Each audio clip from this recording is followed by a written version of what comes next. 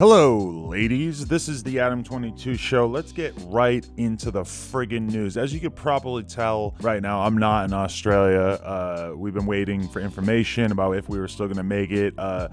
It doesn't really seem like it at this point, so I don't know. I guess it's a fucking rain check. I got my hopes up. Thought I was going to Australia. Got you guys all hyped up too, and then here I am, still at home. I like being at home, but, it was pretty cool when I thought I was going to Australia. But we are making the best of it. Yesterday, we did a really, really long live stream at the store from 2 o'clock to 8 o'clock. We did this live stream, 6 hours of just nonstop clout chasing, people coming into the store, trying to be on camera. All kinds of fucked up shit happened. A girl actually smoked a blunt from between my toes. She walked up to me on the street and said, "Hey, I want to have a threesome with you and your girlfriend." I was like, "Well, my girlfriend's not here, but maybe for the time being, you can come smoke a blunt from between my toes and back of the shop." You guys can see it right here.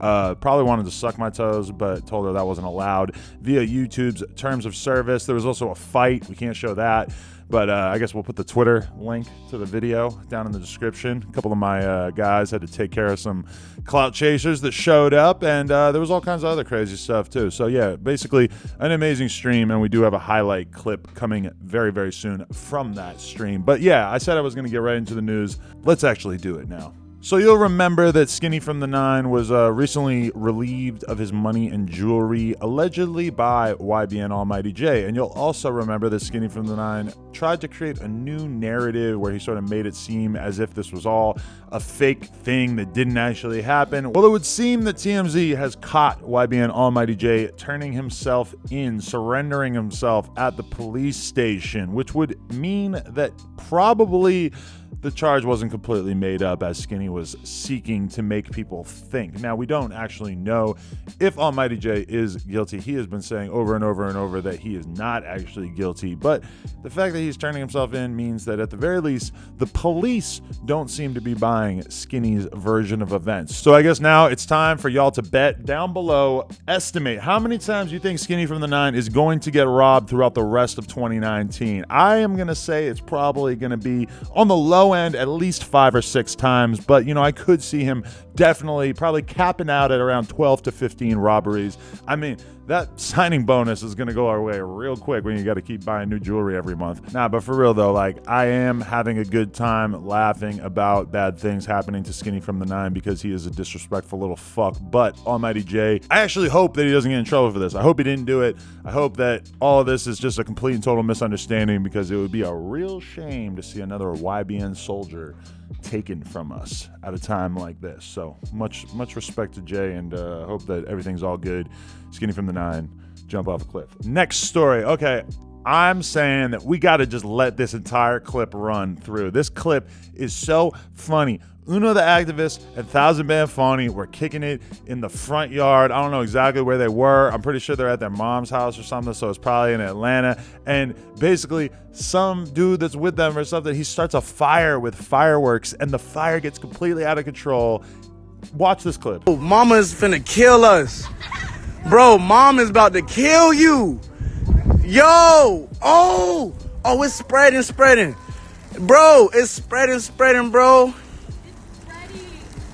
Okay, so the good news is just the fact that the house didn't burn down, because if you're anything like me, I was watching that clip, even though I watched it after the fact on Twitter or whatever, but I was watching that clip, really thinking the house might burn down.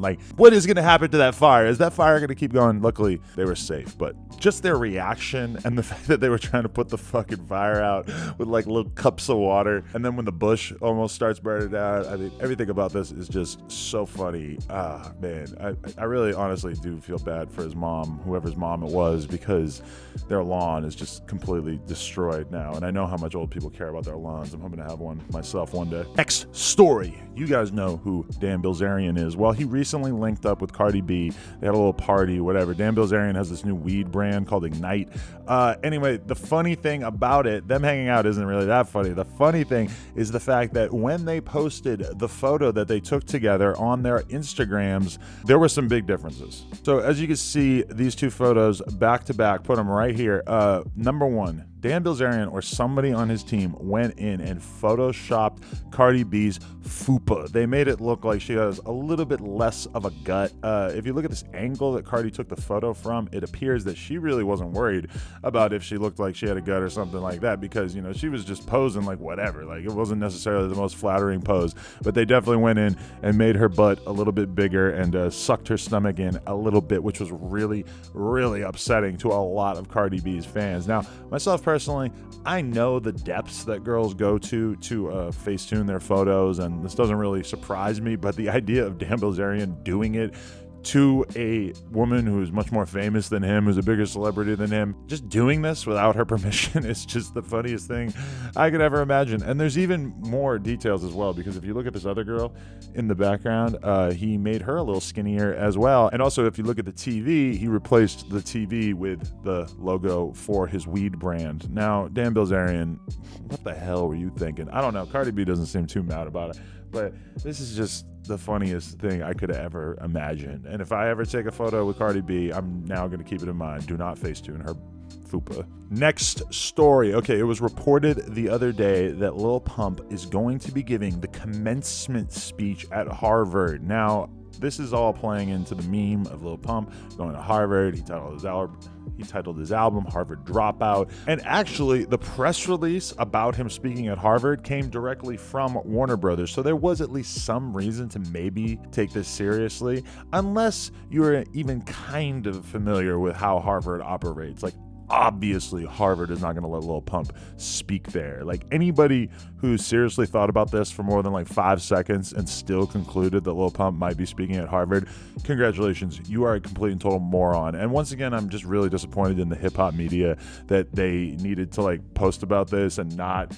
go out and like look into it. Do you even really need to look into it to know that Lil Pump was not going to speak at Harvard? I mean, he was on Jimmy Kimmel last night, so that's pretty official, but it's definitely not giving a commencement speech at Harvard. Anyway, some other Lil Pump news is the fact that that video that we reported on the other day where Lil Pump was getting screamed at by the TSA agent who thought that he had weed in his bag. Well, the charges related to that have actually been dropped, and that officer is now being investigated to find out if he overreacted and if he will suffer any consequences for yelling at the young Harvard dropout, Lil Pump. Myself personally, I think that this guy probably deserves the death penalty or at least 20 to 30 years in jail just to make up for the fact that he disrespected Lil Pump, which is just something you do not do. Next story. Okay, so XXXTentacion, rest in peace. His baby mama, Genesis Sanchez, she's the mother of his child, and she has revealed that he only found out about the child 2 weeks before he passed, which is kind of stunning. I wasn't aware that those two events occurred that closely together, but she did go and do a TV interview where she shared some information about the pregnancy since the baby has been born, and she's actually been sharing a bunch of photos of young Gekyum. Let's check it out right here, looking like a king. This photo right here is like, how is this even real? How is this photo? He just looks so kingly. He just looks like a goddamn king, and I just don't even understand. I've never seen a baby look quite like this before.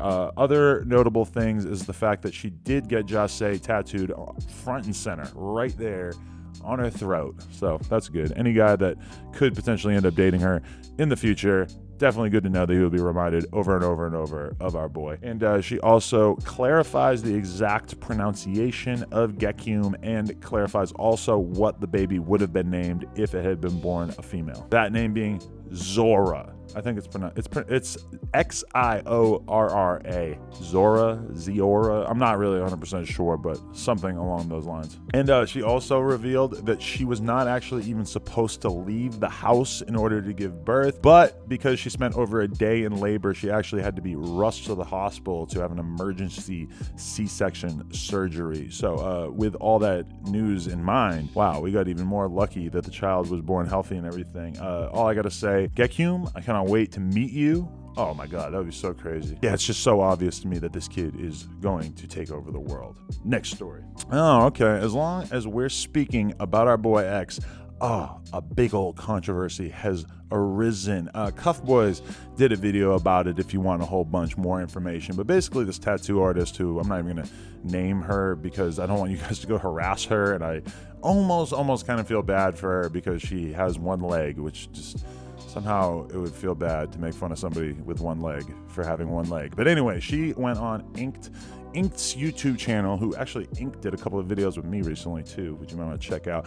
But she went on the Inked YouTube channel and they asked her, has there ever been a tattoo that you turned down? And she made it clear that she turned down doing a tree because that tree was inspired by our boy Ja. Now, a lot of people were pretty pissed off about this. I guess mainly just because of the way she talks about him and just the way she talks about him like as if he was this absolute savage animal and how his values just don't. She was just straight up like, good guys don't get tattoos from guys like that. I'm like, oh my god, bitch, get off your high horse. Who the fuck do you think you are? Anyway, I'm not gonna go into full depth because I'm pretty sure that her Instagram's already getting like absolutely bombed by all X's fans and everything. But serenity now. Please grant me the strength to not wild out on these hoes.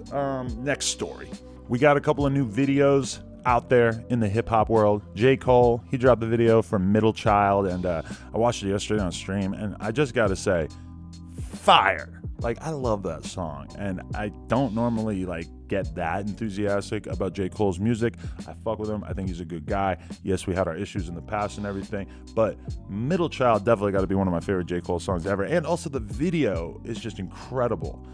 So make sure you go and watch that repeatedly. And then also Offset dropped a new video off of his new album, Offset featuring Gucci Mane, Quarter Milli. I'm going to be totally honest with you guys. I want to go play Pokemon right now, so I'm not actually even aware of what this video is like. I guess you guys can watch it and tell me what it's like, because myself personally, there's shiny Pidgeys out there and shiny rats now, so I'm kind of blowing through this news as fast as possible, but I waited till late in the video to tell you that, so is what it is. Next story. Ooh, kind of a personal thing. We went and we saw Dominic Fike perform yesterday at the Echo, and let me just tell you, this kid is incredible. Like, I really gotta recommend that you guys go check him out. I know that anybody who's really paying attention to what's going on in the whole up and coming music space has probably heard him already, but I mean, God, he's just got crazy stage presence, incredible voice, everything about it. I was just like, holy fuck, this dude was definitely worth all the millions of dollars that the label gave him. Okay, and for our final story, one of our favorite rappers, NBA Youngboy, it's not looking great. Prosecutors are trying to throw him in jail for 10 years. That's right. Apparently, he's on probation right now for his involvement in a 2016 drive-by shooting. And because he has been arrested multiple times since then, the court is trying to revoke his probation and throw him in jail for like 10 years, which is, whoa, just terrible news, because if this happens and we are deprived of NBA Youngboy music, then that is going to be a really shitty turn of events. And this is just a regular old probation violation type story, and it's not like there's a lot of new stuff to report on. Yes, NBA Youngboy has been messed up in a whole lot of bullshit over the last couple of years and everything, but it's not like he's committed some grand new crime for us to talk about. But still, prosecutors are trying to give him 10 friggin' years. I'm so not here for that. 10 years with no Youngboy sounds absolutely miserable. If we lose him and we lose Kodak, then we're really fucked. But anyway, that's the news for today. Please drop a like, please drop a comment. Thank you very much to everybody who has been watching these videos. And did you catch a shiny Pidgey? If you didn't, then you should probably get on it. The game's still going good. You might think it's a dead game. It's not a dead game. It's a good game. Shout out Trainer Tips, Reversal, Mystic 7, all my Pokemon Go YouTuber brethren. Let's go smoke one of these and catch a shiny Pidgey. We out.